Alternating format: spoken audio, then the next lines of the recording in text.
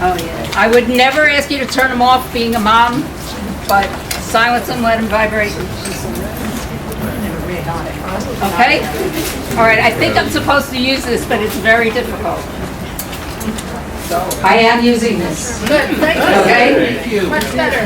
Good evening, all. I'd like to welcome our very special guest, Dr. Ted Kastner, the new commissioner of OPWDD, and Greg Roberts, who can wave, Director of Legislative Affairs and Intergovernmental Affairs at OPWDD. And welcome to everyone to New York City FAIR's meeting, including those watching on video. Okay. We are recording this meeting. Hopefully, it will come out. We've never tried it before, and it will be posted on the website as soon as possible. If it doesn't, then we'll do a transcript. All right. So welcome everyone here, downtown at AHRC, on Staten Island in a very special place, and in Queens at Cusack, and in Suffolk County at DDI. Everybody wave? Well, they could be sitting out of the camera range. You never know. We'll wave to you. I'm Ellie Roofer, one of the founders of New York City FAIR. Other members of the steering committee are here as well. And raise your hands when Michael, Lynn, Rochelle, Jim, Randy is out.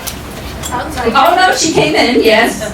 Marion, Edie, Carlene, and Mary.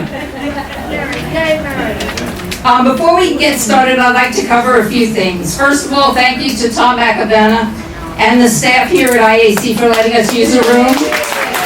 For free, I may add, for nothing, nada, and helping with setting up the lights and the chairs and tables. Thank you, Suzanne and Yessie. Additionally, our host, Tom Acabana, CEO of IAC, will be the master of the microphone later, when we open the room up to questions at the end. The plan is for Dr. Kastner to speak to us about OPW, and then our facilitators, Mary, Marion, and Rochelle, will ask the commissioner the questions that were submitted. We went through the questions very carefully. Most of them reflected the same overall concerns and fears. In the interest of time, and hopefully to cover most of the topics, we condensed them, keeping the original intent, so that the commissioner can hear what's our concerns and still have time to address these worries. There were some questions that were very, very specific and are best asked privately at a later date. We are in a time of great change, which brings lots of anxiety that compounds the anxiety that already exists by just virtue of being a parent, when we are trying to do our best for our loved ones with intellectual and developmental disabilities. We are here as guests of IAC, so please be respectful of the place and clean your area. There were handouts of useful information at the entrance. If you didn't get them, pick them up on the way out. And note that there will be a very important follow-up email that will be going out very soon with much more information for everyone. New York City FAIR is a not-for-profit or 501c3. Our only source of income is you. We needed to pay for food that you're eating, and the printing of the things that you're reading, and translations. So we need your donations. You can go on the website, or I'm passing the proverbial hat. Okay, so please do that. Help us out.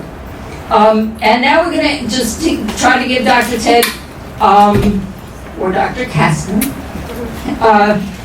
an idea of who's in the room. So by a show of hands, how many people here have a family member over 21? How many still in school? Thank you guys for coming, school people. Raise your hands if your loved ones are enrolled in a CCO. Has anyone had 2 or more care managers? 10 or more. Well, 2 hands. You can use 2 hands. Okay, raise your hands if for any reason you have had trouble getting the services that you have been authorized. Now you know who's in the room. And now, may I introduce Dr. Ted Kastner, who will hopefully address our concerns. I'm going to stand up because I can't see everybody that's sit. So if this works, I'm going to taller so I can talk with you.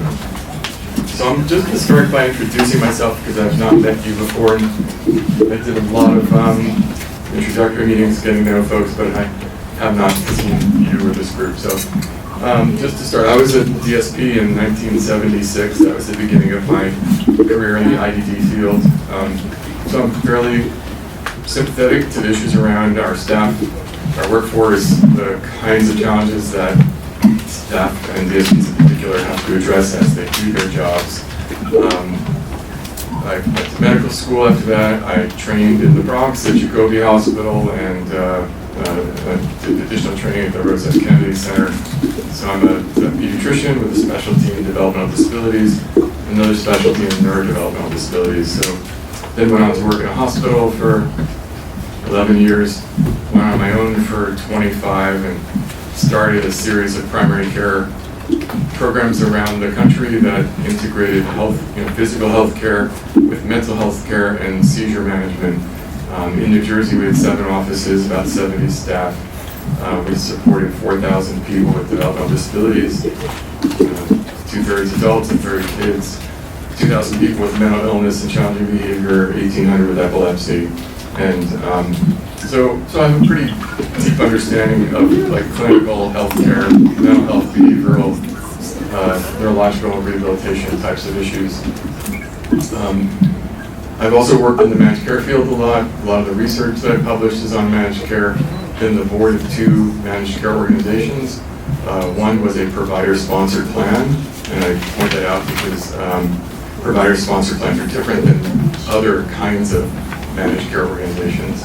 This provider-sponsored plan was a joint venture between University Hospital in Newark with the University of Medicine and Dentistry of New Jersey, and they had a partner named Centene. The hospital and the university created that HMO to keep its hospital full, and that kind of a defensive strategy is not generally a good one. Eventually they were compelled to sell their business to their for-profit partner, Centene, and I transitioned onto the Centene board. Centene's a national company, but they have state boards of directors, so I've moved from a nonprofit, provider-sponsored environment to a for-profit, mainstream Medicaid managed care company. That was a very good experience for me. I've also worked with 6 or 8 other plans in different kinds of capacities. I've visited probably 20 states and done a lot of consulting work around large public institutions. I've visited about 50 large public ICFs around the country. Done consulting work around waivers, crisis response services, helped start crisis response services in New Jersey and Arkansas. Have a license to practice medicine in New York, New Jersey, and Arkansas. Have done a fair amount of work around quality improvement, quality management, data management. Some of you are probably familiar with papers I wrote and published a long time ago around managed care and quality. I published about 100 papers over the course of my career. Went back to school, got a degree in management and population health, and for the 4 years prior to working here at OPWDD, I was back in the Bronx at Montefiore and Einstein, where I was the co-director of the Rose S. Kennedy Center, a professor of pediatrics and psychiatry, and held an endowed chair. I was also the principal investigator of 4 different federal grants and training programs, like the University Center for Excellence in Developmental Disabilities and the Leadership in Education and Neurodevelopmental Disabilities, which is a big training program. Didn't mention and didn't raise my hand, but I think it was in 2003 when my nephew was born. I was working at the hospital and was called to the delivery room when he was born with lots of broken bones And he is a client of the New Jersey system, and I spend a fair amount of time with my brother and his family. And it's not like being a parent of a child with a disability, but it's pretty close, being able to participate in the bigger life of my brother and his family. So I do have some sympathy for parents and family members who are trying to take care of their loved ones, particularly as they age. My nephew's 26. So now I found myself in the unlikely role of being the OPWDD commissioner, something I've never aspired to, never anticipated, and thought it might be an interesting job. And it turned out to be very interesting. So someone once told me, where you stand depends on where you sit. And I think that that's a very true statement. So when I was a pediatrician and a primary care provider and a mental health provider, I had a group of patients, and my job was to advocate for them. When I was on the board of the managed care companies, my function was to maintain the integrity and functionality of that organization, that entity. When I was a professor, it was to support research and teaching of medical students and residents and fellows and other allied health professionals. So my job now is really that of a manager responsible for the health of a group of people. I work within the state government and manage a portfolio of programs and services with a specific budget and a certain number of staff and a number of agencies that with which we contract. So our budget is about $8 billion. We have about 19,000 staff. We tell people we support about 140,000 people with intellectual and developmental disabilities. And I think we work with about 350 community organizations.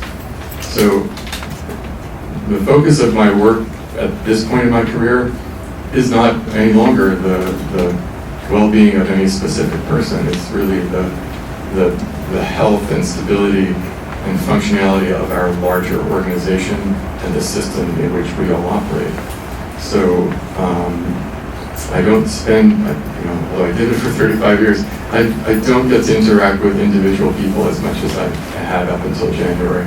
So I'm looking forward to talking with you and hearing about what you think of our system, how it can be improved. No, I'm close. Really ready. You're going to hear. I know, it's okay. I've been working with folks for a long time. I'm totally comfortable with what people say, and I don't take things personally. So everything's going to be fine. But I want you to understand, having said that we manage $8 billion worth of services, it sounds like a lot of money. But it is a defined amount of money. It's like the checkbook. It's a big checkbook. It's got more zeros than the one I have back home. A lot more zeros. But it's still a finite amount of money. And our job is to allocate those resources across the 140,000 people that we support. We support them in care management. We support them through the waiver. We support folks in residential services. But there is a finite amount. And if you kind of try to understand what I'm doing in its larger context, the state budget's about $175 million. There's a cap on taxes, and tax revenues grow at 2% a year.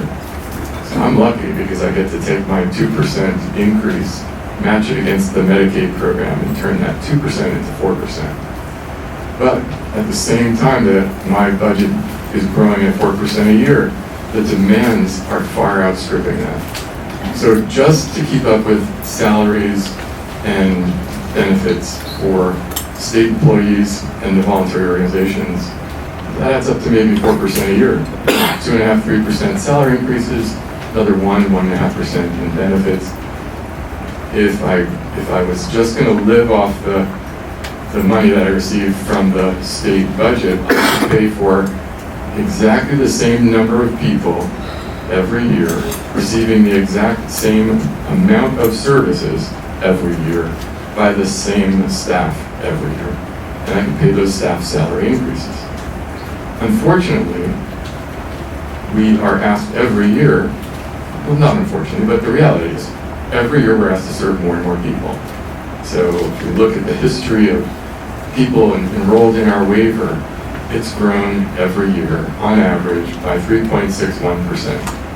And there is no 3.61% increase in the budget every year for the growth that we've experienced in the demand for our services. So that's the second big cost driver for us, but it's an unfunded cost driver. And the third issue is that our individuals and all of us are getting older. We can't do what we used to, even though we think we can. And our children and people with disabilities require more and more support as they age also.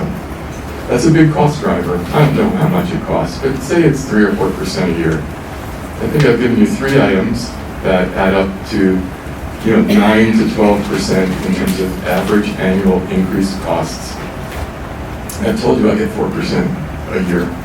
So the source of your discomfort and perhaps unhappiness is my inability to close that gap between your expectation for 9 or 10 or 11 or 12% growth and my reality of 4% annual increases in my budget. So I just started the job in January. Still kind of learning a lot about our system, our providers, resources, budget, waivers, you name it. It's a pretty complicated place, but I think this is an issue that I'm going to be repeating and trying to help people understand, because the context is everything. I haven't met anybody in OPWDD or in state government who's cruel, who wants to punish people, who wants to withhold services that people need. What I find and what I've done is met lots of people who are now, like me, struggling with, here are the resources we have and here are the demands, and they don't match. So how can we maximize the benefit of the resources that we have to support as many people as best we can, knowing that we will not give everyone everything that they want, okay? So I'm telling you that because I know that you'll leave here unfulfilled, because I'm not going to make a commitment to give you all of the things that you want. Just knowing what we said, I don't think I can do that. I don't think I have the resources. What I'm going to ask people, and you included, is to try to help me understand where the priorities need to be in allocating the limited resources that we have. So that if we have to make decisions about what services to invest in, what resources to create, and who and how we support individuals, families, and our providers, we can have an intelligent and kind of mature discussion about that. Unless tax revenues increase and my budget grows, I'm telling you, every year I'm going to be short 3, 4, 5, 7, 8%. I don't know the number, but I know I'm going to be short. So I wanted to help you understand a little bit about who I am and a little bit about the box that I'm in. It's a big box, but it's still a box. And then ask for your kind of at least understanding of the limitations that I have in trying to address all of the concerns that I think I'm going to hear tonight. Does that seem fair? Yes. Okay, I really appreciate your consideration, and I wore Kevlar underwear, so I'm okay. So I'm going to ask, can I ask you a follow-up to what you said? Sure. Is there any value in our taking our energy and trying to affect legislation and our legislators who create the budget to be more generous with our department? So advocacy is very powerful, and particularly advocacy by families and individuals. You are the most powerful advocates in New York State. It's certainly not me or the provider agencies. You guys pay taxes and you vote. And you're very powerful. You can have an impact on the budget and on that discussion. But I would add the caveat that it is very important that the messaging be aligned and kind of unified. So if one group is going and asking for this and another group is going and asking for that, it's very easy for people in the appropriations process to say, well, I heard that and I'm going to do that, and so I can't help you, or I'm going to help you, but I'm not going to help them. And as you talk with folks who have more experience in advocacy around budgeting than I do, they'll tell you that it's very important to have a unified presence with everybody on the same page, advocating for the same things. And I would encourage all of you to coordinate with the larger organizations that you work with, whether it's this organization or others, to create a unified, advocacy position. We're working on that. Yeah, no, this is the And time to do it. everybody should pick up the paper where you can find out who your representatives are, and we are putting together lots of visits. So we will continue that. Take the mic, Mary. Yeah. So some of the questions we have are actually not about getting more money, but getting better service. We received lots and lots of questions and comments about problems with care managers and CCOs. The most frequent are turnover, care managers have quit, families have requested a different one, frequently more than twice. There are delays returning phone calls or responding to family requests. Some say their caseloads make it difficult to respond, or they're tied up doing assessments. Some care managers report that they've had to enter documents for each person by hand, no time to help access services. Some don't know enough to be helpful. What can OPWDD do to make CCOs fix this problem? Because they know it's their problem. Thanks. Well, I didn't mention one of the things that I did in the last 3-4 years, which was, while I was at Montefiore, to start a Medicaid service coordination program. And one of my colleagues from Montefiore is actually here tonight, so it's nice to see her. It's been a while. But as someone who participated in the former Medicaid service coordination program, and then in the transition of MSC to CCOs, I have an insight that's probably more aligned with yours or that of a provider than, say, OPWDD and a policymaker. At Montefiore, I wrote Montefiore's application to become a CCO. It was ultimately not approved. So I had a pretty good understanding of what the CCO experience was going to be. And speaking as someone who was looking at this issue prior to the end of January 2019, it appeared to me that this is a very ambitious program to take 350 small agencies supporting, it turned out, 100,000 individuals, and consolidate them in what turned out to be 7 larger organizations called CCOs, and transition the staff and the care planning process. Looked to me like it was going to be really tough. And so as it started to roll out, we were providing MSC services. We subcontracted with one of the approved CCOs. We went through all of the orientation to the IT system, electronic records and documentation, policies and procedures, transitioned from the ISP to the life plan. All of the things that CCOs had to do, we did at Montefiore, so fairly familiar with it. So again, going back to that comment I made, kind of where you stand depends sometimes on where you sit. As a provider, it wasn't a very easy transition. As an MSC provider, not an easy transition into CCOs. But that helped inform my understanding of the issues, so that when I went to Albany, I was able to then take a step back and look at the entire system. As of January, we had 7 CCOs. They were new organizations that launched on July 1st of 2018.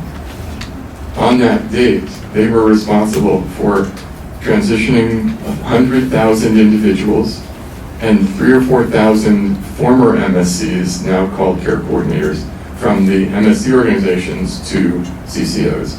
So they got about 3 months of startup money, but the idea that you can transition $500 million worth of program within 3 months is quite ambitious.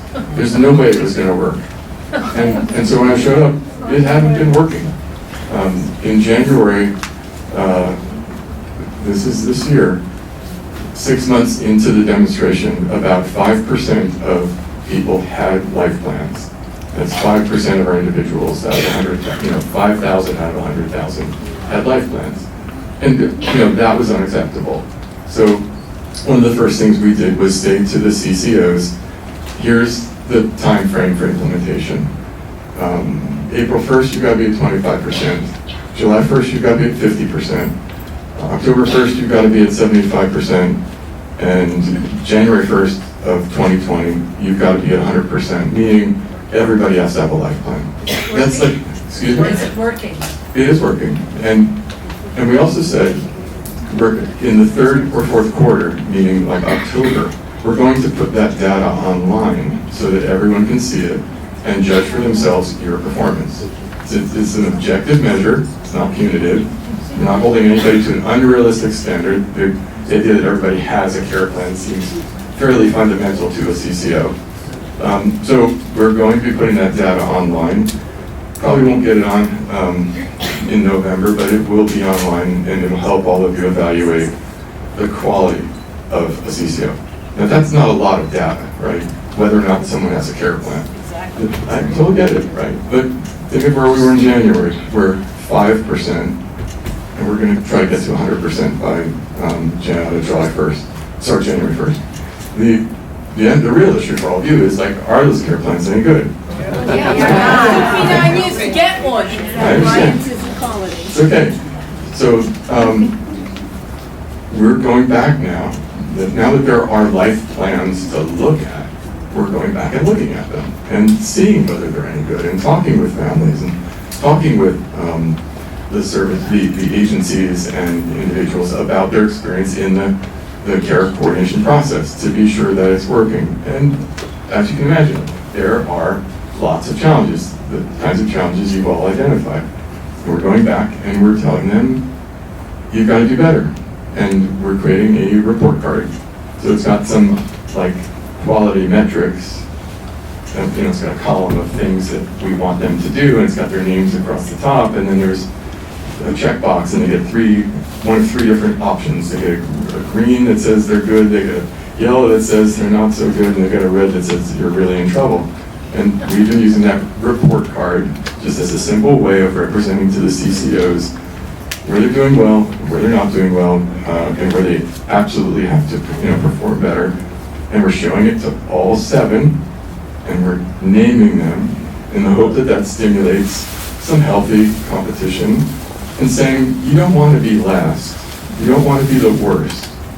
If you see that you're the worst, you better work on those areas where you've got a red check in your box, because we're going to then come back and start increasing the amount of pressure and the demands on what we expect you to do. So we're working on that also. And we have monthly phone calls with the CCO executives. We have staff that are working every day with CCOs on implementation. We're collecting data and looking at it. Data is a big problem. Again, these were new companies that started on July 1st of 2018. They had no IT infrastructure. Unfortunately, neither did OPWDD. And when the program launched, there was no way for us to talk to the vendors. So we had to build an IT system to be able to get data from the plans, from the CCOs. The data that I talked about, the number of people who have completed care plans, this is really sad, but we had to ask the CCOs, how many care plans have you done? And they would write it on a piece of paper and email it to us, and then we would put it into the spreadsheet and be able to say, this is how well you're doing. At one point, it was very funny. One executive said, well, where'd you get that data? And we said to her, you sent it to us. You know we can't get it ourselves. We have to ask you to send it on paper, and you did. And so we just put it in this little spreadsheet, and we're now showing it to all of you. But it's remarkable that we built and launched building our IT infrastructure and the connections. They talk about a data dictionary, which are the types of data that can drop down. And it should be very effective for us looking at again, the macro level, at the population level, at the level of a CCO, how well they're doing. Can I just ask? The life plan is one thing, but the care manager problems with individuals, is there any way to collect data on this? Is there any way to fix that? Because it's the day-to-day experience that's the problem.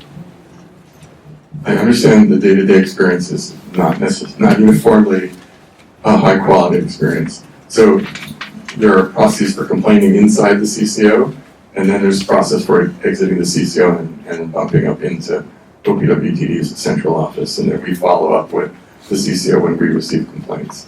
So if you have a problem and you're not getting a response from the CCO, it's reasonable to go complain to OPWDD that you're not receiving appropriate services, and then we'll go back in and look. If I might say, I would like to encourage everybody who's here to just write a little something about their experience with care manager, and we will do what we can to make sure it gets to OPWDD. Because if that's what it takes, that's what we'll do. So one more thing, and this I don't think has been well received by certain of our providers. The CCOs were started, you're going to go to managed care next, right? We can. Well, just, I create a segue. So CCOs were started. We have a lot of feelings about that. I know you. But this is a way to understand that. The CCO implementation and the transition from an ISP to a life plan was deliberate and intended to support managed care rollout. It was intended to create a larger set, a smaller number of vendors who had larger numbers of individuals and could collect data that would then support us in understanding the function and effectiveness of our larger system. So at some point when our data systems work, we're able to use that information. It would be very helpful. The intent in managed care was to use the CCOs as the basis for the transition to provider-led managed care organizations. So that's the second or third part of the managed care rollout.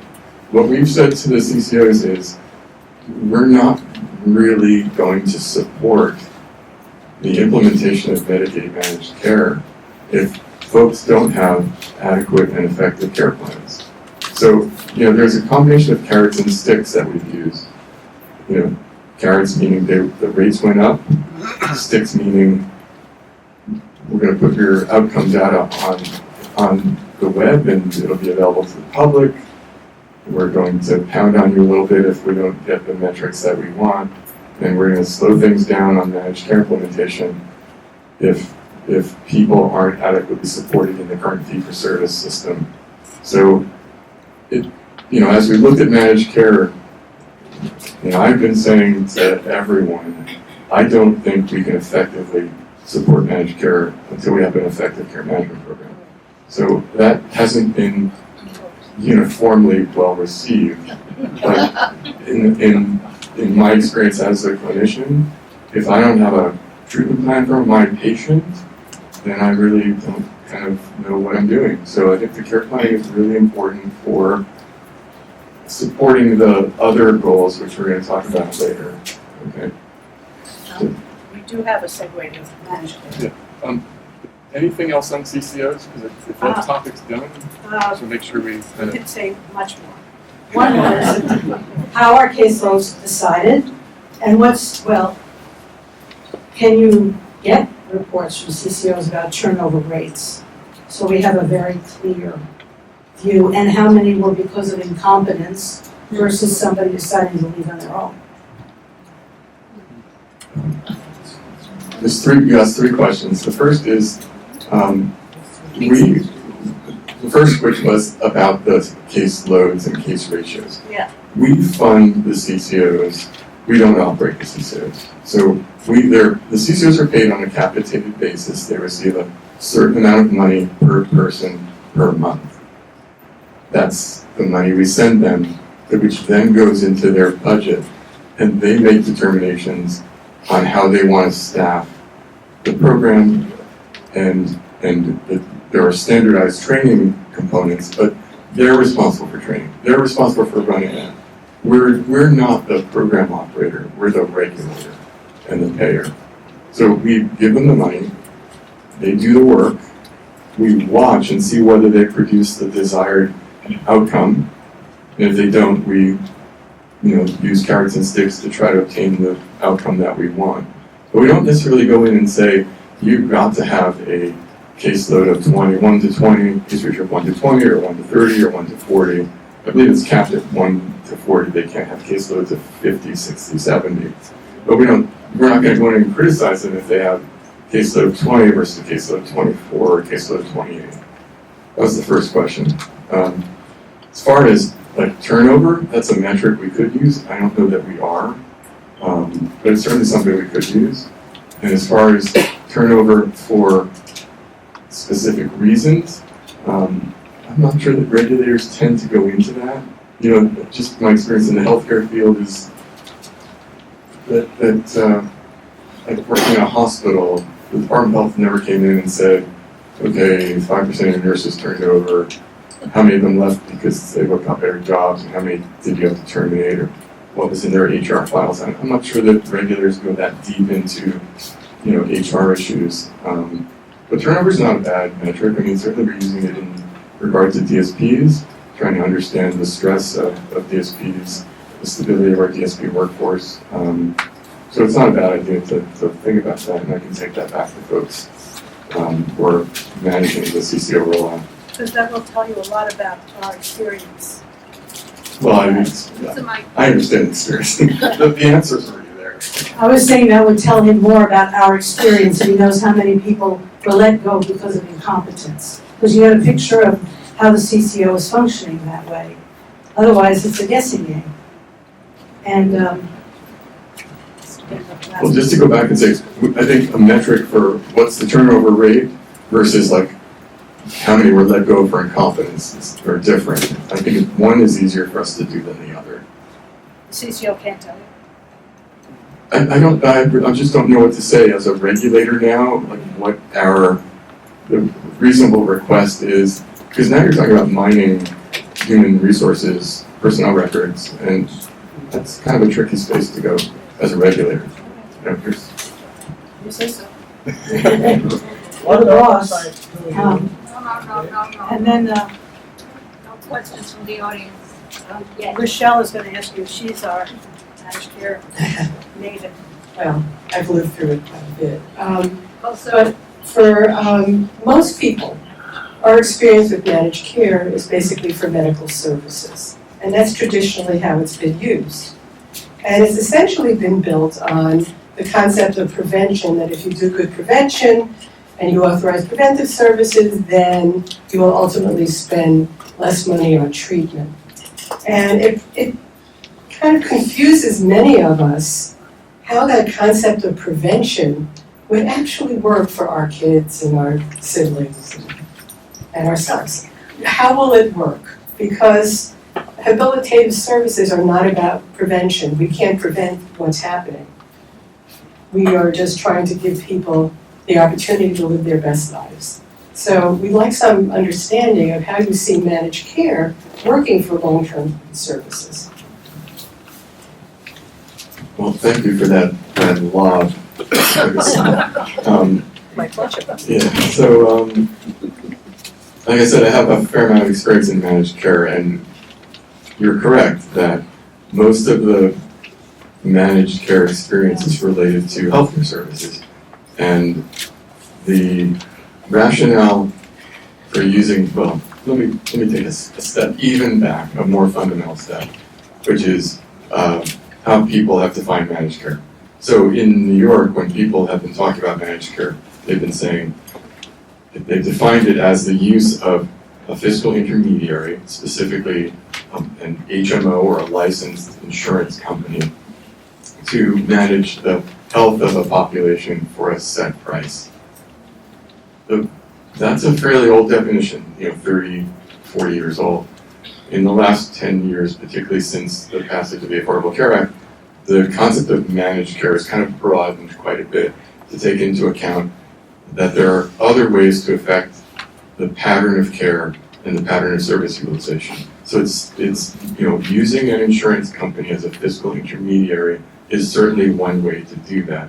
But since 2010, the Affordable Care Act has stimulated a variety of other approaches to managing care that involve other things like utilization management,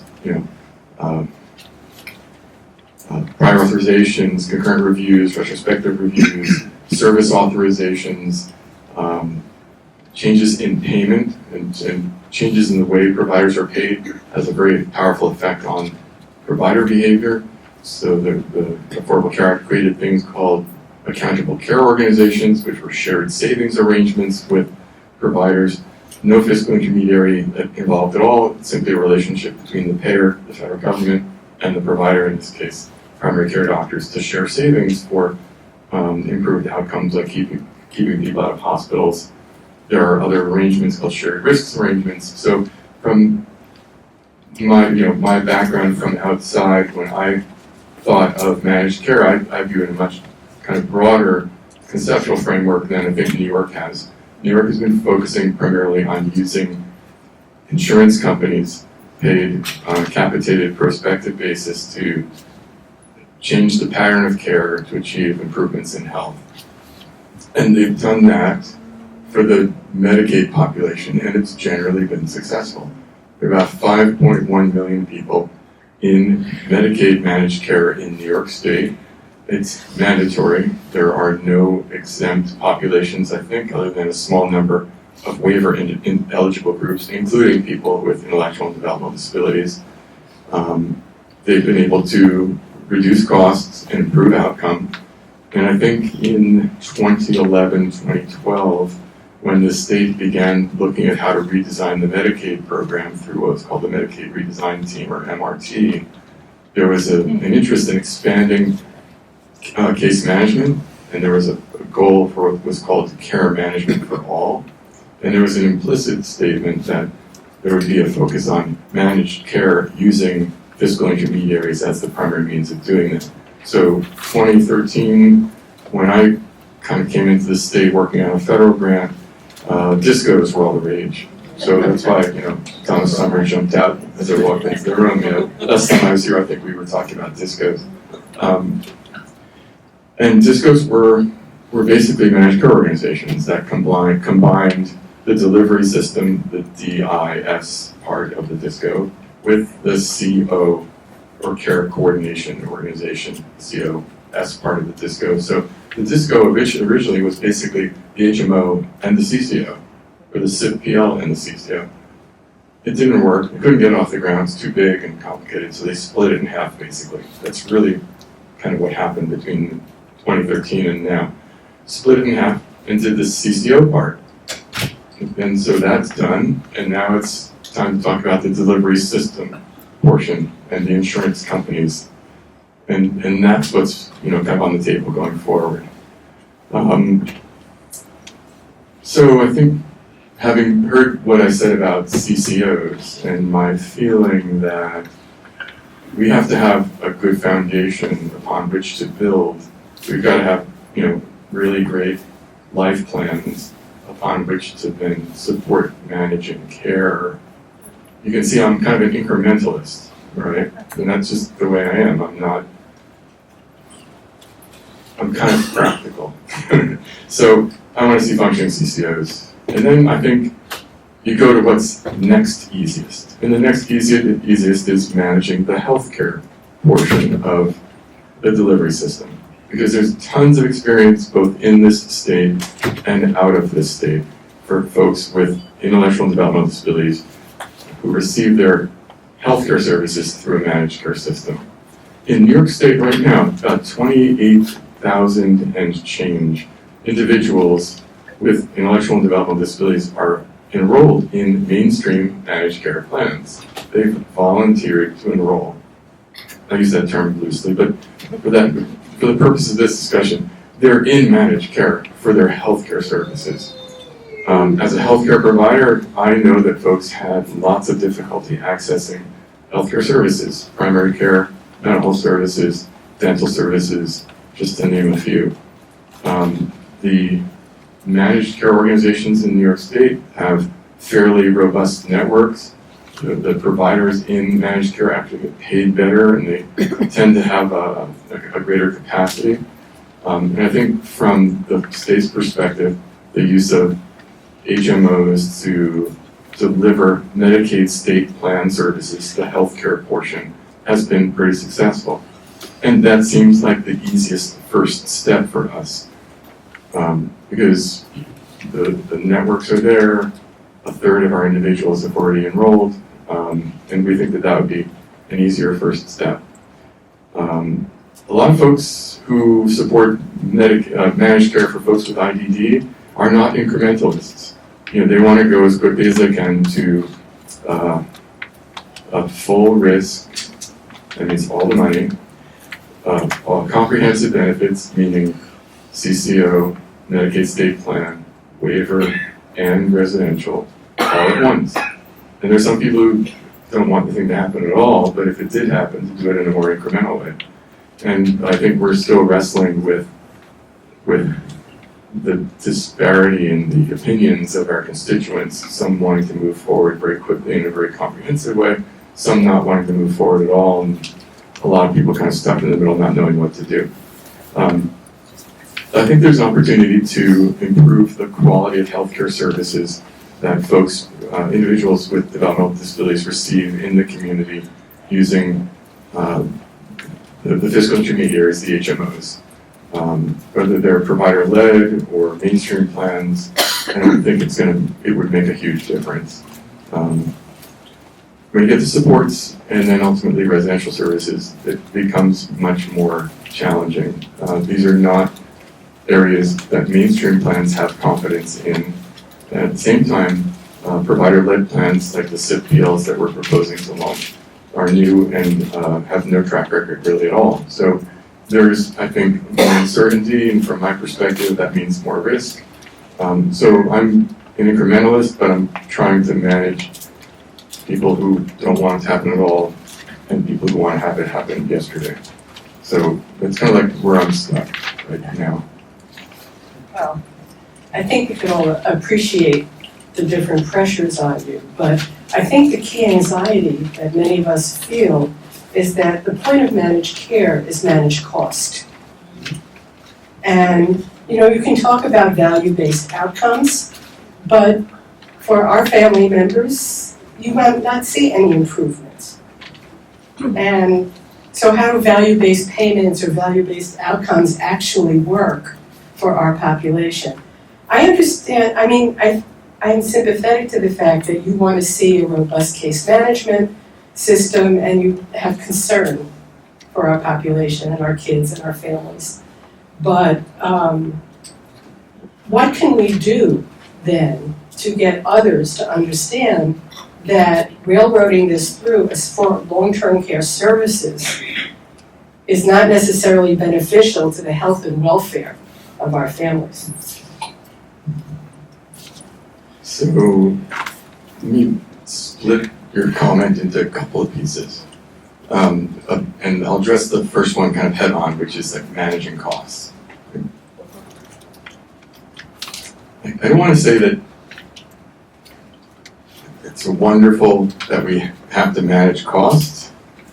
I wish we didn't, but we do. Like, I really wanted you to understand the box that I'm in, that we're all in, because we have a finite amount of resource.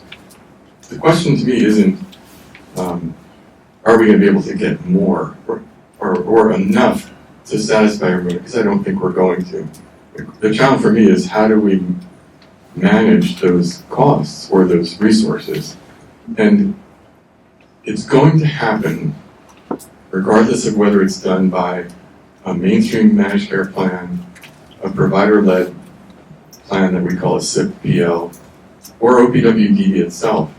It's going to happen, because if, as what happened this year, 7,000 new people joined CCOs, and I got 4% increase in my budget, I'm already short. So if I'm going to support 7,000 people with the very basic fundamental service that we have, which is the development of a life plan, I'm already short. I am managing resources. I'm not going to say cost, but I'm managing the resources that we have to support as many people as we can, as best we can. So that's going to happen. The question is, how should it happen? And what should we be prioritizing relative to the total service mix that we have? So I think that's important to say that, because I don't want anyone to think that the move to managed care is just about money. It's a policy decision that's been made going back to 2011 that the state would use fiscal intermediaries to help allocate resources. No, that said, managed care it's not necessarily a bad thing or a good thing. It's a tool, and a tool can be used for good or evil. And managed care has improved access for people who previously couldn't get access to services. In many respects, it's improved outcomes for the individuals who are enrolled in managed care. In general, I think society believes that there are greater benefits than risks to using managed care, because managed care is everywhere. It's not just Medicaid, it's in Medicare, it's in commercial insurance. And if you have an employer, you're in PPO or POS or HMO, whatever, it's really widely used. So I just want to kind of say that up front. It's going to managed care isn't just about we're going to give a group responsibility for managing resources and money. That exists whether we do this or not. There are people who believe that managed care can improve outcomes. And I think that many of them, there are, the question was long-term care services, yes, and there are people who believe that provider-led managed care organizations can improve the quality of long-term care supports and services. And they are a champion for the move to managed care for OPWDD and the IDD individuals. There are others who say no. And the problem is there isn't great evidence from other states. So with the state plan benefit, the healthcare benefit, there's lots of experience in other states, in New York, but when you get to supports and services, and then residential, there really isn't a lot of experience, and some of the experience hasn't necessarily been very good at all.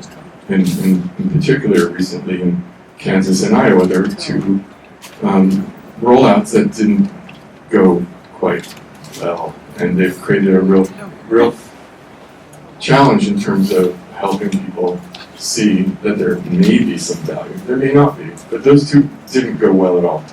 So again, as someone who's kind of an incrementalist, I don't want to jump into should we give managed care organizations the residential benefit and tell them to manage people's housing when I think that's a really tough benefit to manage. I don't understand the value proposition, and I think we can do a lot more right now with healthcare services. I know people can't see dentists and psychiatrists and primary care docs, and those are really important things to do. We can do those right now. But then it gets really technical and muddied, and everybody starts calling names. It gets out of hand pretty quickly. So. Okay. Well. Did I answer anything? Yes. Okay. Yes. And I want to thank you for actually acknowledging there is no data from anywhere to really support. I won't go that far. Long-term care. So I won't go that far. I say there's mixed data, but there isn't a lot. So in New York, there are managed long-term care programs, and some have been successful and some haven't. And the folks, Long-term care services for our population. well, our folks with intellectual developmental disabilities have been supported peripherally. They've never been kind of the primary customer. There are programs called PACE, the Program for All-Inclusive Services for the Elderly. There is an IDD PACE, which is a different risk-bearing structure. It's not an HMO, but people point to that and say, yes, PACEs can manage premium on a prospective risk basis and they can deliver better care, or some MLTs can do it. And there are demonstration projects from other states. The one that I knew the best was Community Medical Alliance back in the 80s, which had a number of folks with cerebral palsy in it. They had a very good experience. They took almost half of the money and put it into adaptive equipment. In the 1980s, they took half the dollars and put it into adaptive equipment, accessibility, environmental modifications, things like that, which was unheard of, 30, almost 40 years ago. But there isn't great data. So, but there is some. There is some. I can see. Because they'll tell me, here's, have you seen that paper? And, yeah, I know about that paper, but have you seen that one? It's like a... I'll concede that. There is some. Kansas counts as bad. Well, Connecticut has second thoughts too, so, but I just want to ask one more question, and then we really have to move on from managed care, because there are other areas to address. But we sort of seem to be between two different models that are being projected, assuming we go forward with this whole process, which it sounds like you're assuming. And one is, there's the for-profit companies who answer to their shareholders and have to show a profit. And then there's the idea of the CIP-PLs, the provider-led managed care organizations, who have, as you acknowledge, don't really have experience on the insurance side of the equation. And also, I'm going to throw into this mix the fact that the CIP-PLs and the care management organizations are kind of sister or have a very close relationship. And how does that really fit in with the care management organizations trying to advocate for services versus the insurance side that has to maybe say no to services? But the anxiety is about whose interests are going to be served in within these different models. Excuse me? Hopefully ours. So you have a habit of asking one question that's really like four questions. Very and then I can't remember them all. So I'll start with what I remember as the first part. I'm really trying to concentrate. The kind of a really simple question was, what should be the form of corporation that we engage in if we go to managed care? Should they be for-profits or non-profits? Should they be provider-led or provider-owned? And we spent a lot of time internally talking about that, and my position was that they should be nonprofits because this is your stakeholders. If you invest in creating an organization as a shareholder, you're entitled to a return. We, OPWDD, and the state of New York have invested in our delivery system. It's a nonprofit delivery system, and therefore we can claim a share of that in the return that we receive from our investment through our provider network. I told people I don't want to be at the table as a shareholder and have to sit across the table from a for-profit shareholder and then have to negotiate about my stake, our OPWDD New York State's stake in that delivery system. And I didn't think it was really fair to have families and individuals as shareholders because it's not money, it's a person's life, right? It's the most important equity that you have. Your shareholders, you're going to be able to get a return on our participation. So, I've been advocating for our CIP-PLs, provider-led, to be nonprofits. It's really simple, like nonprofit or for-profit. I came down on the nonprofit side. I can't actually say that this discussion has ended, but that's my personal opinion and something I've advocated for. The other question is, what's the difference between provider-led and provider-controlled or provider-owned? And Can I just interject? Sure. Who makes that final decision? Who makes the You final have a point decision? of view, but who's going to decide? Okay, I'm ultimately not the decider. I mean, I think there's another kind of uncomfortable reality for me is I'm not the final decider of anything. Really, I'm just a bureaucrat. It's really like I'm a manager. I'm not like the nonprofit. I think we're close to coming to an agreement that we should be nonprofits. And believe me, not everybody supports that. And then there's the issue of, well, okay, they're nonprofits. Well, what does the provider-led component mean? Does that mean that they're 51% controlled by a provider, or they're 100% controlled by a provider? Because there's a huge difference if the 51% is a nonprofit IDD provider and the 49% is a for-profit investment bank. You get a different kind of company than you do if it's 100% provider-led. So I think, philosophically we would want 100% provider-led, but that creates some other problems, particularly the access to capital and experience. Our providers they're not insurance companies. They don't have enough money to bankroll or backstop the capital requirements of running an insurance company. I'm not even sure they have the funding that could support the operating costs of an insurance company. So that's a really complicated decision. It seems so simple. Is it 51% or 100%? But it's not. So we're negotiating that. And then you can imagine then, if we can't agree on some really basic things, how hard it is to agree on all of the others. So I was going to say, we published a qualification document I wasn't here then, it was maybe August or September. It's in September now, so it's been a year since the qualification document went out.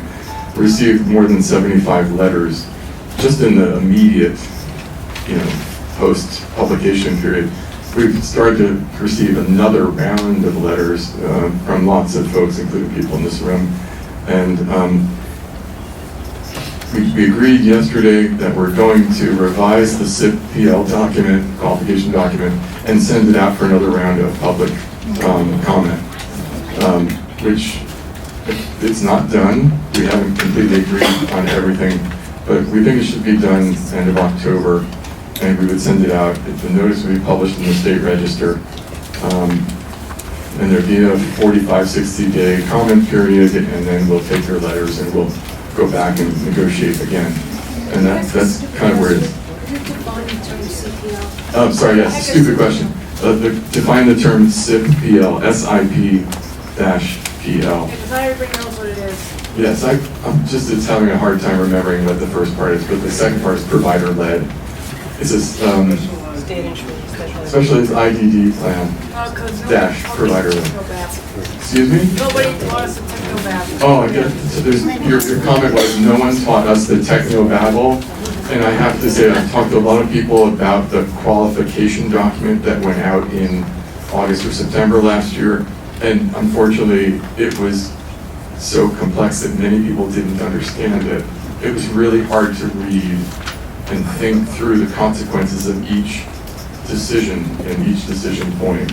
So what I can tell you is that we are going to revise the qualifying document, the document that describes the basic requirements for a SIP-PL, a specialized IDD plan that is provider-led. My guess is it'll come out end of October, early November. There'll be a period of comment, and then we'll take those comments and go back and negotiate amongst ourselves about what it should look like. I would recommend that when you get that new document that you really work hard to study it and learn it and think about what it means. Not just is it good or bad, but where is it good, where is it bad, how could it be improved? What are the consequences if you change A and then you change B? What happens all the way down the road when you get to X, Y, Z? It's really hard to think through it because it's a big, complicated document. Hopefully we can ask for some support from some of our agencies to give us technical assistance in perhaps simplifying it or creating, a glossary or some kind of document that makes it a more accessible and usable tool. But you really have to read that, because that's the boundary between, us setting policy and then implementing managed care. There's a lack of communication down here. Yes, there is. I'll reinforce what you said. There is a lack of communication, and partly because it's so much jargon. Okay. In the interest of time, we have to move on to another topic, and we'd like to talk about residential services, which are on a lot of people's minds. And we receive questions about every possible type of residential service: group homes, homes for people with behavioral issues, affordable apartments for independent living, the future of ICFs, farmsteads, home of your own, and intentional communities. So basically, the key question is, what is the current status of the residential development and the wait list? Okay. I'll just give you some information and we can start from there. So New York State has, OPWDD's budget's about $8 billion. $5.1 billion of that aid is spent on residential services. So what's that? 60% of our entire budget goes to support residential services, 40% goes to other. Okay, that's really important to think about as when you look at allocating resources. Is that kind of the balance we want in our system? I can't answer that, I'm not asking you to, but just take that into account. We make a huge investment in housing. We support 37,000 certified opportunities and another 6,000 non-certified. California is like second. We have about 28,000 certified, and Texas I think is third with like 16 or 18,000 certified. New York has made an incredible investment in housing, and it consumes, compared to other states, a disproportionately large share of our budget. And for better or worse, each unit of housing is the most expensive service that we provide. I don't know the number, but it's on the order of $150,000 a year, $200,000 a year, and that's an awful lot of money to spend on one person for one specific service. I'm not saying it's not valuable, important, but again, there's only so much resource, and if we as a society decide we want to spend it here, then we don't have it to spend there. So this is where I'm going to make everybody unhappy.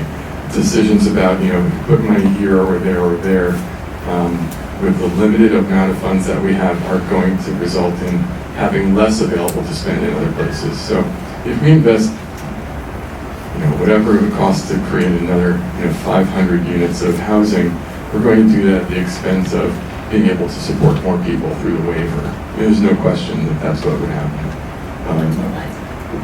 We're going to see an increased demand for waiver services in the future. As I told you, just in the last year, the number of individuals enrolled in CCOs grew from 100,000 to 107,000. So we've got to find more funding to support the 7,000 people who came through CCOs who want access to waiver services and supports. I know folks are asking for more residential, but I'm telling you, without more money, there isn't the ability to meet both sets of goals at the same time. Well, that doesn't mean that there's no new housing. The reality is that we will all pass away at some point, and that does happen in our system, and about 1,200, 1,300 individuals pass away and create vacancies in our residential system, and we can allocate those to folks who are in need of residential. So it's not that there's a group that have it and there's a group that will never get it. We do, just because of life, have the ability to support 1,200, 1,300 people each year in additional, in the creation of new housing opportunities. And that's, what do we do if it's 1,301? People who are in crisis who absolutely have to have it. I don't know what to do. I'm not going to have it. I don't have unlimited resources. So we try to manage as best we can the ability of individuals to access that resource. We do it. We don't give it to an HMO. We do it. So you guys call us and yell at us and tell us that we're not doing a great job. And I understand why. It's not personal. It's that there are needs that we're not meeting. But we're meeting all the needs that we have the resources to meet. And that's the best we can do. That's pretty much like the housing story. If we go to the legislature and we ask for more funding for housing, it's probably going to come at the expense of other services, expanding access to other services.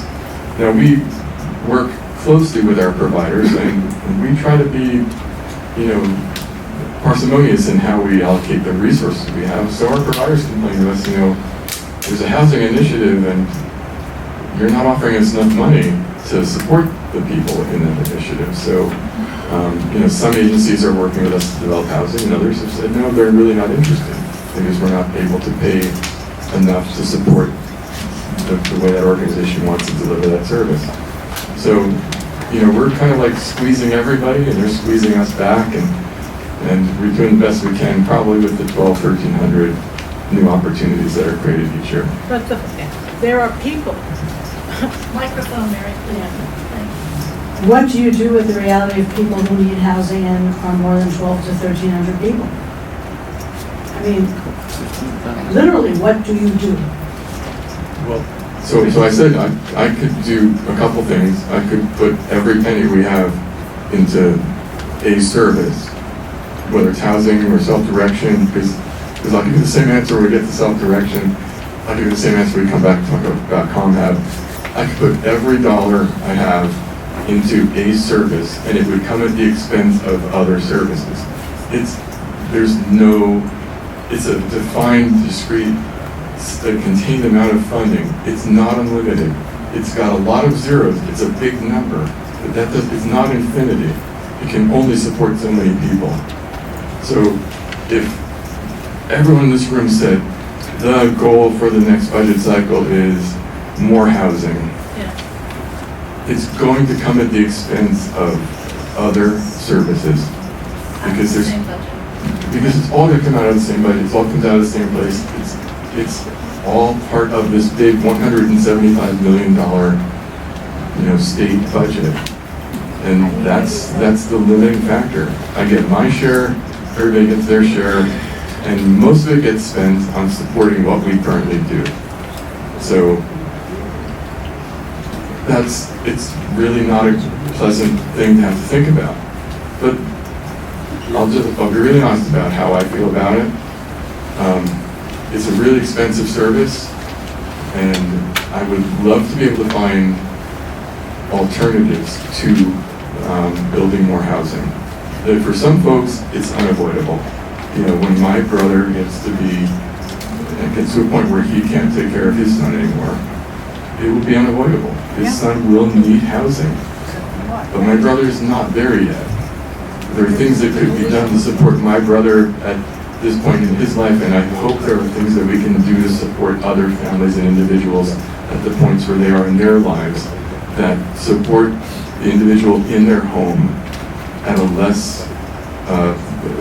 lower cost, so I can maximize the impact of the resources that I've got, distribute them as best I can. That's what I would like to do. I don't know that it will satisfy everybody.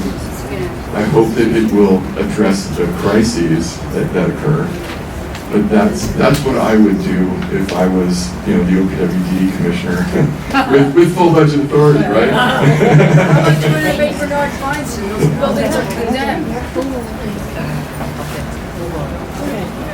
We have also. Yeah, sorry. When I hear this, what I think is, why is it so little money? Why do we have to make these choices?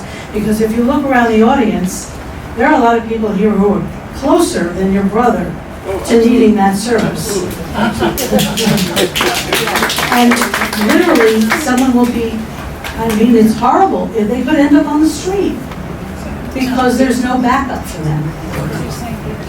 No one wants to have people with intellectual and developmental disabilities on the street. Okay, and I agree. There's a point when parents can no longer take care of their kids in their home. Yeah, But if it's a 30-year-old parent of a 10-year-old child. We're not talking about that. But listen, you're not, because I heard you all, so I'll raise your hands, and I know how old your kids are, but you're not my only constituents, okay? So there are parents in their 30s who want to have their children put in group homes. And my response is, I really don't want to do that. I want to support your child in your family for as long as possible. Because there is a point where no matter how much support we put in, I can't continue. Excuse me? That's what necessary want or can do. Oh, okay, the point was that's not necessarily what we can or want to do. The problem is I have 140,000 constituents, and many, like many of you in this room, are older parents with older children. But there are younger parents with younger children. So those are not the folks who I want in residential services. Those are the folks who I want to create support for so that the child can continue to live at home with their family for as long as possible. Because as the families age and the parents age, those are the families that are going to need the residential opportunity and the support that we. And I just asked, This is an adjunct question, which is, we heard that there are going to be cuts to CDPAP and ComHat, which is exactly the service you think helps people keep their children in their house. Okay, so CDPAP is a Department of Health program. and we should jump on that. To really, yes, because it's not in my portfolio. I don't manage CDPAP, and ComHab is kind of a odd thing because ComHab is proposed to become a part of the Medicaid state plan. It's currently a waiver service, but the state would like to expand ComHab because it is effective at supporting people with disabilities in their homes. To expand that service, actually, to make it available to all Medicaid beneficiaries who need it. So, for example, Will they be funding it higher? If they want to expand this program, are they giving it more money, or do you have to expand it using the money you have? so OPWDD manages the home and community-based waiver for people with intellectual and developmental disabilities. The Department of Health manages the Medicaid state plan and other waivers. So the expansion of ComHab, which will occur through the Department of Health as a new Medicaid state plan service, does not affect our budget. It's on the health side. Okay, now it affects us indirectly because we're all funded within the $175 million state budget. But that expansion that would occur in the Department of Health is intended to support people who currently get no ComHab, zero. And you know, when I was in practice, for example, there's a traumatic brain injury waiver, but there's no waiver for people with acquired brain injury. So if you fall, hit your head, and become paralyzed, you can get services. If you have a stroke and are under the age of 65 and hit your head and end up paralyzed, you get nothing. And I remember doing home visits in a project with somebody else in this room and walking up 5 flights of stairs to see a guy who was 28 years old, had a stroke, was bedridden, and he got zero, like nothing, because there was nothing to support him. There was no ComHab. So the state's trying to support everyone in the Medicaid program by expanding ComHab. That's the Department of Health issue. Our waiver is still intact, it's not affected by that. So there'll be no cuts to Yes, it is. Yes, Yes, it is. Yes, But it is. people There will be can't no get cuts to ComHab. then? There is, Yeah. there's already cuts. There's kids that are not getting ComHab.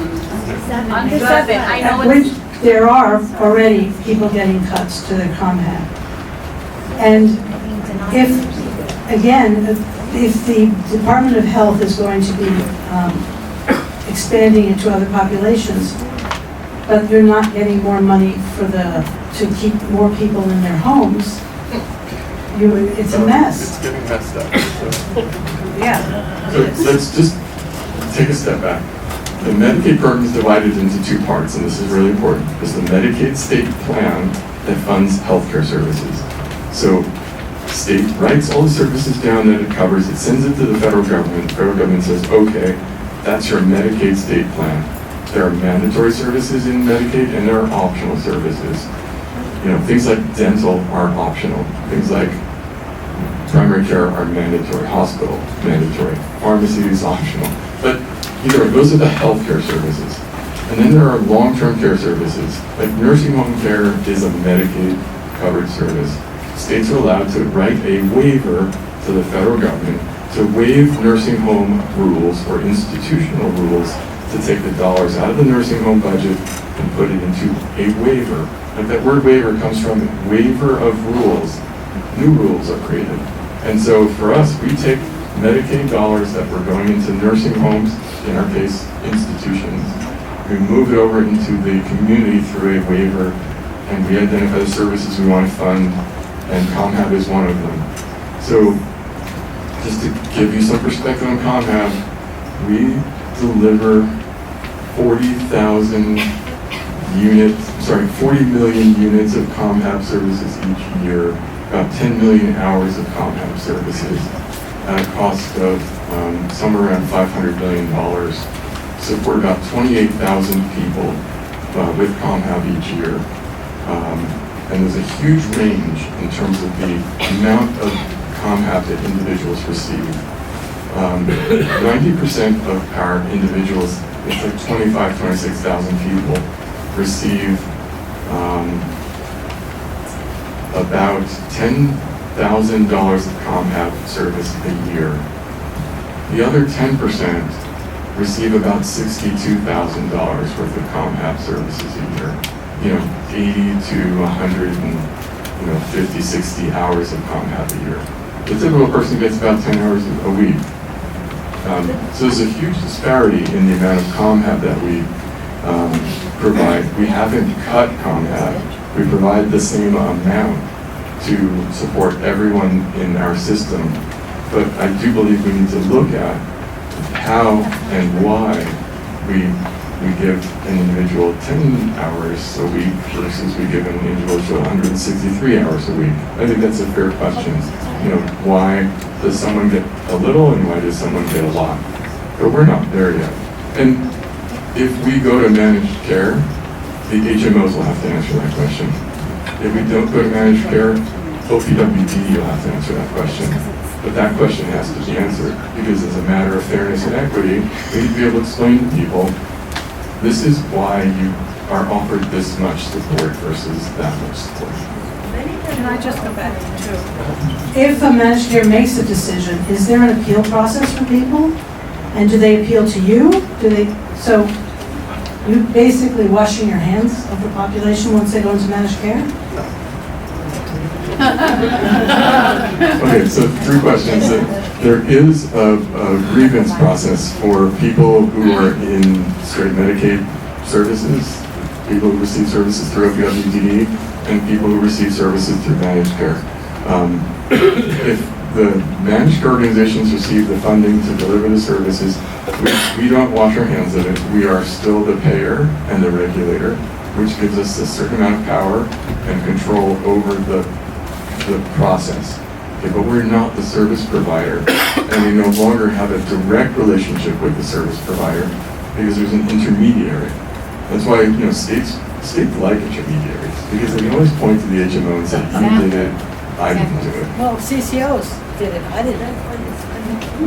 So I mean, that's what I'm saying.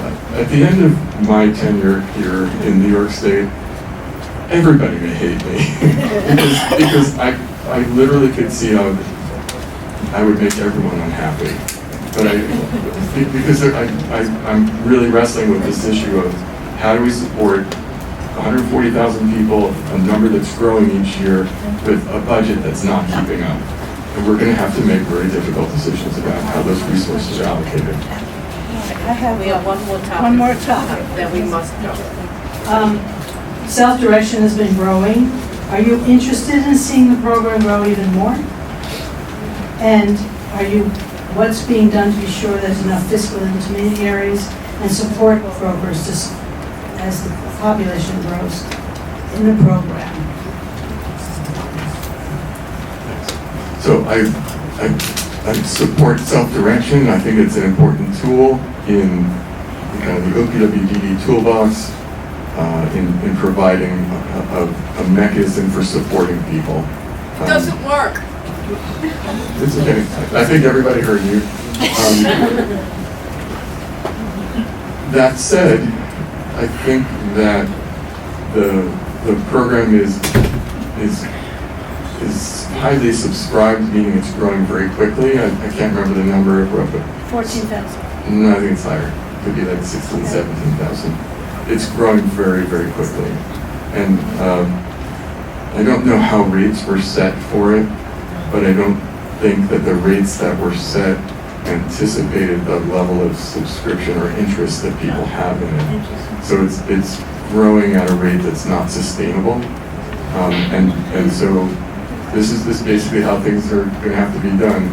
Either we contain the number of people that we support through a certain program model, or we contain the cost per person that we support through that program model. So, two basic drivers for our growing budget, our growing demand for services, are we're serving more people, and the people we serve want more services. You can't do both at the same time.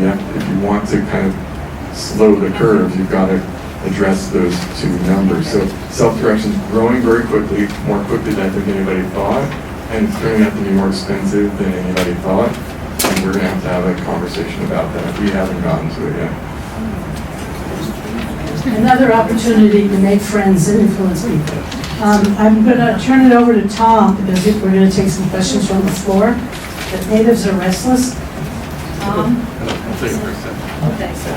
Yeah, I think if people could pour some more water on the hot rocks, and the steam is not quite up to what we want. So, you guys want to open the windows because it is getting kind of warm in here. Freezing. All right. Having fun so far? Okay, I'm going to do the best I can to get to everybody. I see a couple of hands up already. I'm going to try and give a priority to make sure everybody has a chance to answer a question. So I see some hands. I'll start here, and then there, and then there. Can you identify the topic as you're going to... Okay, so it's about comment. So you said it wasn't cut, but I just had a meeting with my broker, and the brokers just got a letter that they're cutting ComEd for kids 7 and under. Can you hear me? For children under 7, they're cutting ComEd. So you're saying they're not cutting ComEd, but we're being told it's not available. Want to answer? Well, who are they? What was the letter? Tell me more about the My process. broker, my support broker, received a letter. From OPWDD? And it's not just me. It's From OPWDD? Yeah, from OPWDD. It's Younger children. It's for children under 7. They're not receiving as they go The into minority in the self-direction. Children under 7 who are eligible? Going into self-direction. So I'm eligible for OPWDD services Yes. or presumed eligibility? Yeah. So And you've who gone would through have that been process. eligible before April 1st, but as of April 1st are no longer eligible if they're under the age of 7. So I have. So, were your children in a waiver, the comprehensive children's waiver? I've never heard of that. Okay. Never heard of that. Because on April 1st, the state of New York, Give them the mic. I'm trying to guess what happened, but on April 1st, the state of New York implemented a consolidated or comprehensive children's waiver that incorporated all services for children, and your child might have been part of that consolidation into a program within the Department of Health, and a change in their benefits as a result. No. There were several hundred, 200-300 children who I think had been in the IDD system who were affected by that. I asked my broker, and he said that every child under 7 who's in self-direction, if they weren't approved by April 1st, that they will no longer receive ComEd. So now we have to fight for it. I'm sorry, I'll take the microphone back. It's okay. It would help to see the letter, because then I can understand the authority under which that I'll occurred. send it. But if it was April 1st, I have a sneaking suspicion that it's related to the change in the waivers, and your child may have been swept up in the comprehensive children's waiver. I'm trying to, yeah. I'm just going to piggyback on that just because we're kind of here for the same thing. Could you use the microphone, please? Sure. So my son is not quite in the self-direction kind of process yet, but we're still in like the beginning stages. And when we were asked, I had like an interview over the phone, I was just immediately told, so you qualify for respite, but you will not qualify for ComEd. And I asked why, because there were other children maybe 6 months older than my son, or Itself, and I'm going to meet Miss Lisa Pasante tomorrow, at Eureka Avenue to get rid of the care coordination I had. I'm getting rid of her and the supervisor from Tri-Care County, and I'm taking my son off of them and putting ACA. That's what I'm dealing with right now. Alrighty, I know we also want to keep these questions on a more general basis, as individual, okay? Let me go here, I'll try and get everybody, and I know I have you. Question about residential. I heard you said, I think, 60 or 80% of the OPWDD budget goes to residential. 5.1 billion out of the 8 billion. So, the only way that I could think of that OPW would be able to use the same dollars for more people would be to start making institutions again. Is that where we're going? You sure? Can I have that in writing? Say it in words, please. We're recording this, say that in words. There's absolutely no discussion anywhere by anybody at the policy level about creating institutions. Okay, I don't know where that idea might come from, but certainly not a discussion at the state level in any department that I'm aware of.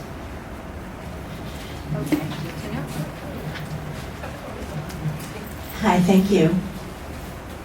My question has to do with the residential, and I'm going to be 60, and most of the people I know are 60 and above, and we are all freaked out about what's going to happen when we die, and maybe we don't have other kids who are going to volunteer to take care of our loved ones. And part of the process, you have to get for guardianship, you get standby guardianship. So my sister-in-law, my brother-in-law, who are my daughter's standby guardian, are like, well, where is she going to go when you guys die? Now, my daughter has very significant physical and developmental disabilities, and I have to say to them, I have no idea. And I've tried to find out, but by reaching out to OPW, who say, well, you can't get on a residential list unless you want to have a residence now. I said, well, I don't want to have a residence now. I want to have a residence. I wish I knew when I was going to die, because we'd like to have my daughter with us. We're not trying to have her live anywhere else. I have no answers. This is not, I'm a practical person, as many people are. I would like to have an idea of the kind of place where my daughter is going to live when I'm going to be dead. And I think that OPW needs to do a much better job at education, at least to start. What are the options?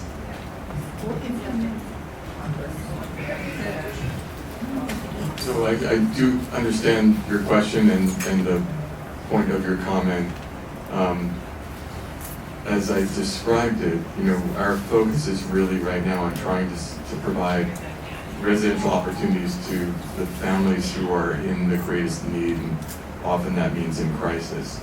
So we don't have more resources than the ability to support those very high need kind of crisis individuals. It would be great if we had more that we could have a more thoughtful and planful process for the transition of individuals from their family home into a housing or some residential setting. But we just don't. I think if you want to learn more about the system in general, visiting a provider agency and learning about what they do and what the residential programs look like is helpful. But it's not going to give you the specificity to be able to say, here's a plan for my child at whatever time is necessary. We just don't have... No way to change it to be able to get that? Because that's what any rational person would want. I know what you're asking for. I don't know that we have the capacity to be able to do that. I couldn't say to you, this is fairly reasonable. I couldn't say, okay, today, your age is what it is, and this is what would happen today when you don't need it today. You need something in the future, but you don't know when. I don't know when. I don't know how to, let's just forget about the IDD issue. Let's just say it was my parent, and my parent lives independently, and there's a point at which she won't be able to, and what does that transition look like? Well, that looks like a nursing home often, or assisted living. What does it look like for a person with significant physical and developmental disabilities? Does it look like a nursing home? No, it's a process I'm trying to talk about, not that specific setting. So would it be best for me to take my mother out and say, here's what the nursing home looked like? What we think about it? Well, you can do that now. You can take But I don't want a nursing home. That's No. You can take your child out, you can go to visit community providers and see what the residential opportunities are among community providers and educate yourself about them in the same way that I could with my mother around nursing home care. So like an adapt or an age? Yeah, but I'm not going to say to my mother, okay, pick one now, and because it could be a very long time, and it might not meet the needs that she may have when she needs to go to a nursing home. We need a lot more. We also got to get to as many questions as possible, and we don't have much time. We have a hard stop at 8 o'clock, and the questions are complex, the answers are complex, so we all have to have patience with one another. I'm going to go one more here, and then I'm going to go here and here. We have to answer all the time.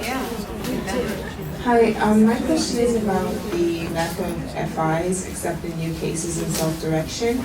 And I'm the parent of a child with a disability, and I'm a broker as well. And I have a few families, but no FI to place them with.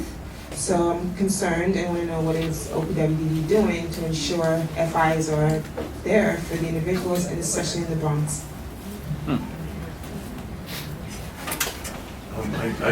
I actually can't respond because I don't know the answer, so I'm just not going to make one up. That's about all I can say. I've been working to better understand the self-direction program within OPWDD at that higher level, and my understanding of it isn't really sufficient to be able to answer your question. I don't know what it looks like at the ground in terms of numbers of FIs geographically across the state. I appreciate your comments about an issue that's part of the fallout from your we fund, we don't operate model, and that is the ability of the private providers who you contract with. You're a government contractor, you're a policy wonk, you're probably familiar with Martha Minow's books about government by contract, and when a government opts to contract out a service, what you still need is an adequate amount of government oversight, because otherwise you have things like the private prisons or similar situations. In particular, I've heard very senior folks at OPWDD say that it's not in your business model to tell the private providers who to accept into their programs. And because the private providers are obviously under financial constraints because you're squeezing them for every dollar, then the folks who wind up not being served disproportionately, because I'm sure that most of the people in this room have loved ones who are not being adequately supported, but the worst of these situations, which you probably saw when you were up at Montefiore and at Kennedy, were the folks with the most serious medical issues, with the most severe challenging behaviors, and then you say it's up to the private providers to choose who they'll accept into their programs, and you have these leftover people who either wind up with the private provider of last resort, or God forbid, are sent to the Sunmount Developmental Center in the Adirondacks, with a population consisting largely of people referred to by the criminal justice system. And this is a very profound policy issue that is never spoken about, and I would really appreciate your comments, and I would really even more appreciate your thinking about this and doing something about this when you get back to Albany. Again, I'm trying to give you, there were a lot of questions and perspectives in the comment that some are very accurate and some are not. Like Sunmount is we have two quote unquote institutions operated by OPWDD. They support less than 200 people statewide. Sunmount has about 150. The majority of the individuals there are not referred by the criminal justice system. As far as our providers, I believe, are compensated in a very favorable way in light of the fact that we use a cost-based reimbursement model to pay them. We don't set rates and lock them into a rate structure. We actually go back and work with them to reconcile their costs from the previous year and make adjustments to the payment rate based on their historical costs. So it's a fairly favorable reimbursement model for providers as opposed to a negotiated rate with no adjustment after based on actual costs. As you described it, the relationship between the government and contractors is governed by contracts. We regulate our voluntary organizations.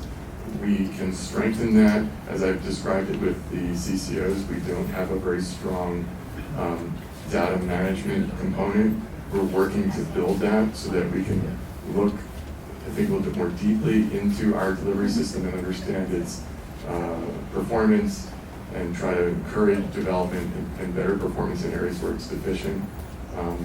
There's a lot we can do to make things better, but and it's not perfect, but it's still reasonable. It's a reasonable system that we're constantly trying to improve. Yeah, Doctor, if I could just respond briefly.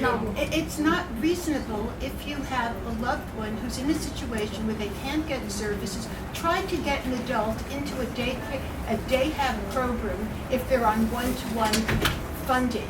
In the real world, this doesn't happen, and you as the commissioner need to be aware of that circumstance. And then they wind up spending the rest of their lives in a little apartment or a little house, sleeping their lives away. Thank you. All right, we're making one more question here. She's been, and then I think there's a question coming from the video land. So what do we have to say?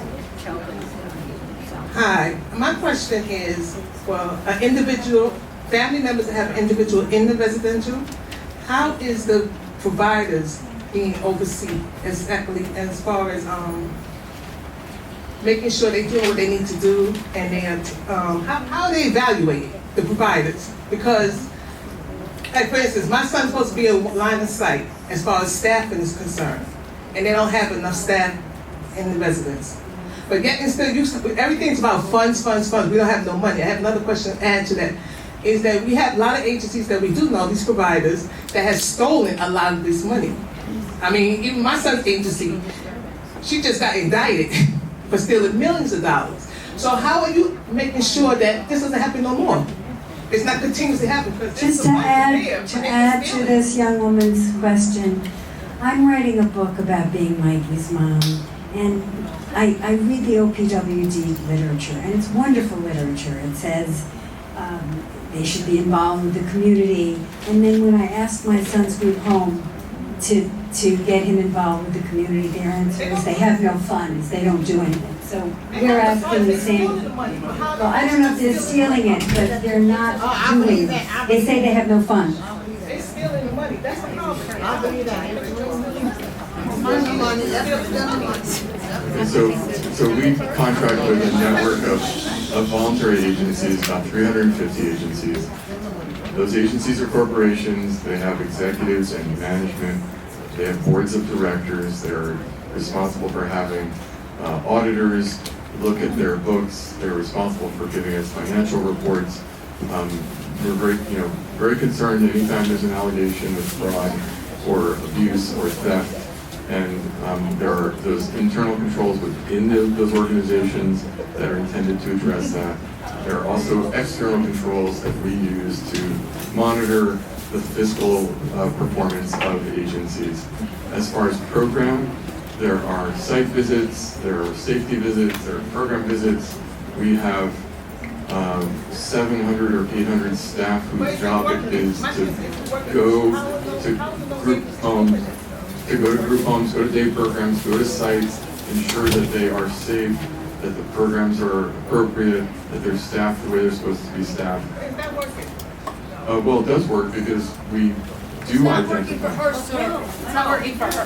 Well, that's it. I want to say at the beginning, I'm not in a position to address the concerns of every specific person in this room, but in terms of how we support 140,000 people, we send staff out to do inspections every day. We have hundreds of staff whose job it is to go out and look at program sites and ensure that they're clean and safe and the programs are appropriate. We gotta let you know when you're coming to, right? Exactly what OPW says they're supposed to do, and the people said they have no money. All right, I've been asked to ask folks in video land, you guys have a question? And if DDI has a question, you gotta unmute your mic. So it's unmuted, yeah. Can you hear me? Yeah, we Can you hear me? hear you. Yes, Ralph. Okay, great. All right, sure. This is actually pretty. All right, so this is a fairly straightforward question. So Dr. Kastner, today and yesterday at the DDAC, you were discussing ComHab and you referred to data. Are you going to release that data, before or as you set out management guidelines for? No, I think you're finished. No, it's not. I'm sorry, I'm gonna look at the camera to show I'm looking at you, but I think we lost the end of your question there. Second camera, don't worry. Okay, so basically, are you going to release the data that you spoke about to justify the decisions you're making around utilization management of ComHab? Because we need to put it in context. So I'll just make it, just make that my question. I'll just add a simple comment then. So the simple comment is, clearly there are other factors that are driving the higher utilization, the 10%.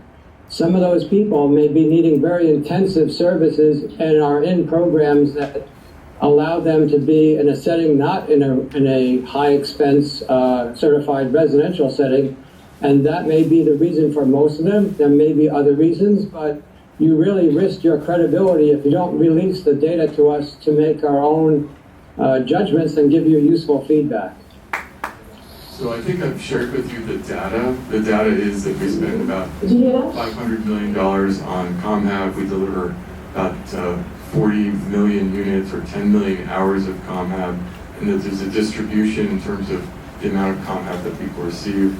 I think what you were talking to or referring to was the portion of yesterday's meeting that was led by Dr. Pettinger, where she talked about working with the Department of Health to create thresholds for service authorization for ComHab. And it wasn't an issue of data, it's an issue of setting policy and standards for the purpose of developing service authorizations. So am I correct that that's what you're referring to?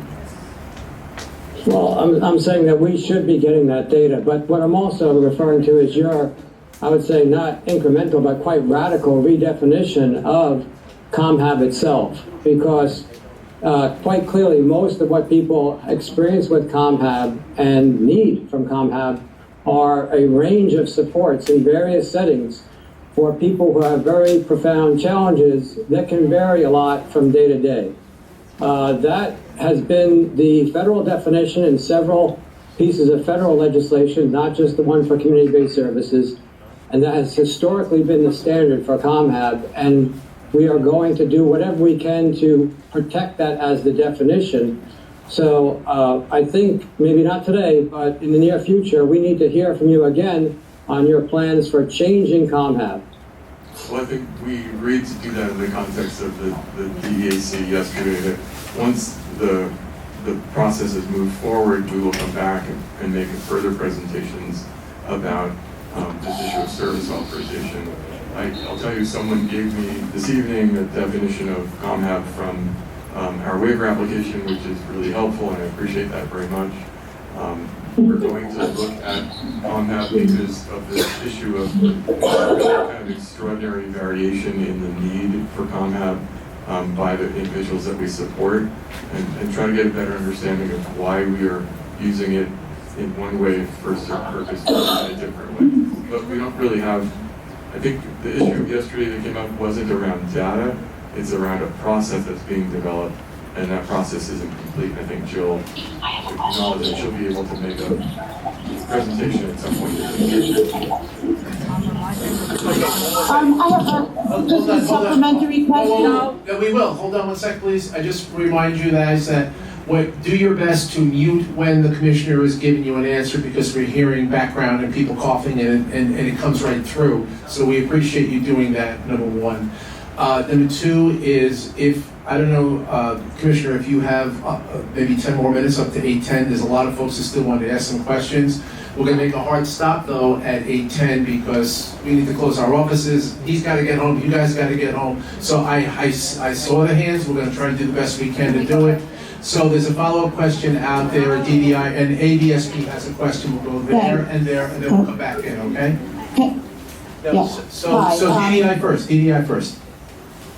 Yeah, hi, my name is Susan Plack, and I'm with the New York Self-Determination Coalition. I'm a parent of a young woman with dual diagnosis and behavior issues and the whole 9 yards, who uses self-direction and lives in non-certified settings with support and is really having really effective services. I'm a little bit confused when you talk about that different people have different amounts of ComHab. Because there's such a huge variety of people with disabilities and with their different needs. Are you talking about people with the same level of need having different amounts of ComHab? Or just generally? Because of course there would be a spread, a graph of people with the higher needs would have more ComHab. So I'm just kind of confused. So when you look at the utilization of a service across a large number of people, the population level, in this case, the 28,000 people who receive ComHab. If there's a lot of variation, the cause of that variation needs to be understood.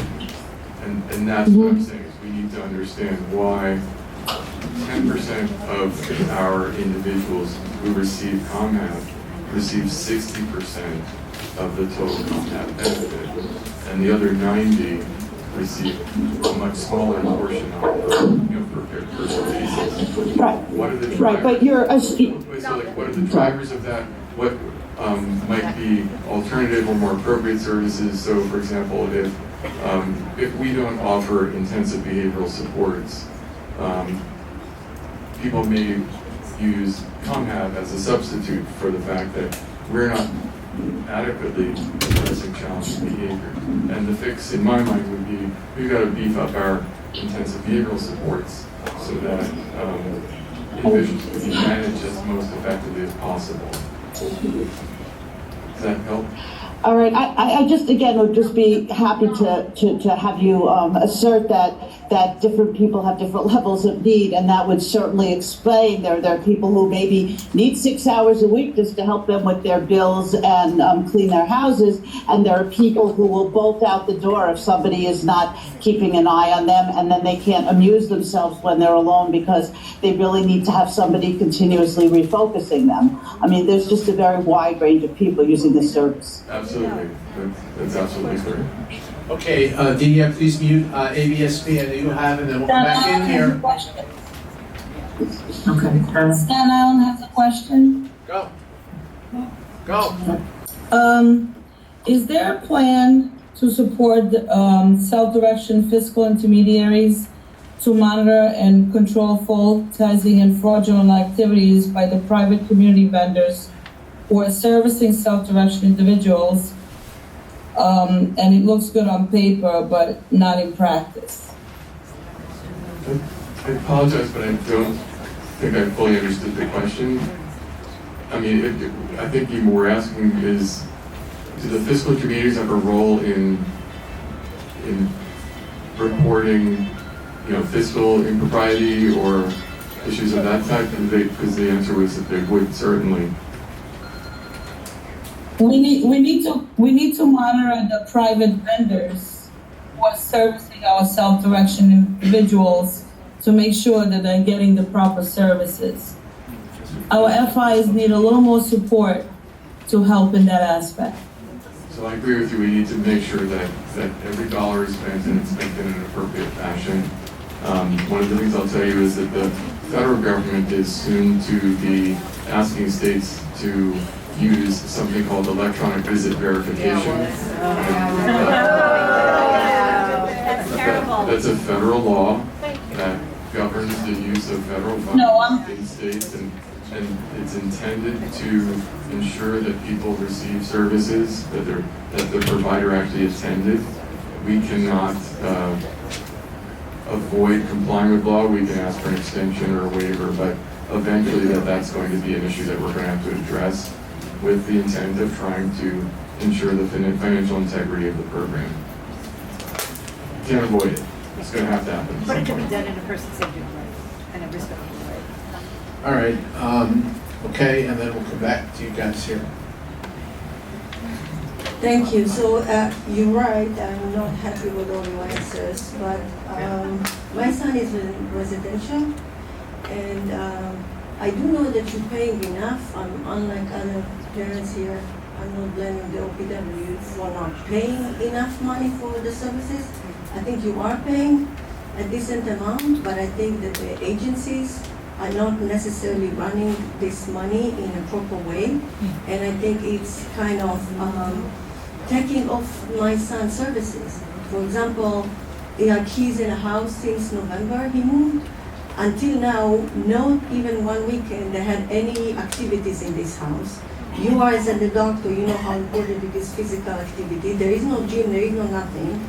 Their budget is only $171 a month, which from this budget, my son's supposed to buy clothing, supposed to pay for, I don't know, passport or vacation or even go to camp. All this money goes to the agency for their benefits, for their, pension and stuff. And my son is ending up with nothing, just injuries. He has a permanent disability now in his left hand because of the care that he did not receive during that time of his being there. They had no food in the refrigerator at one time. They said that they had no budget to buy food at the end of the month, which is ridiculous. They're getting more than $10,000 a month for my son. They take all my son's SSI, and still they're complaining that they have no budget. I think that the OPWDD problem is not that they are not putting necessarily enough money. I think that you are not forcing those agencies to provide the services that they're supposed to. Like you can't pay for bus companies, private bus companies, to so much money, but then they stuff 24 individuals in a bus and taking them 2.5 hours just to get to a regular day hub program. That's not acceptable. AHRC telling me that there's nothing that they can do. No, OPW pay you this money to have this contract.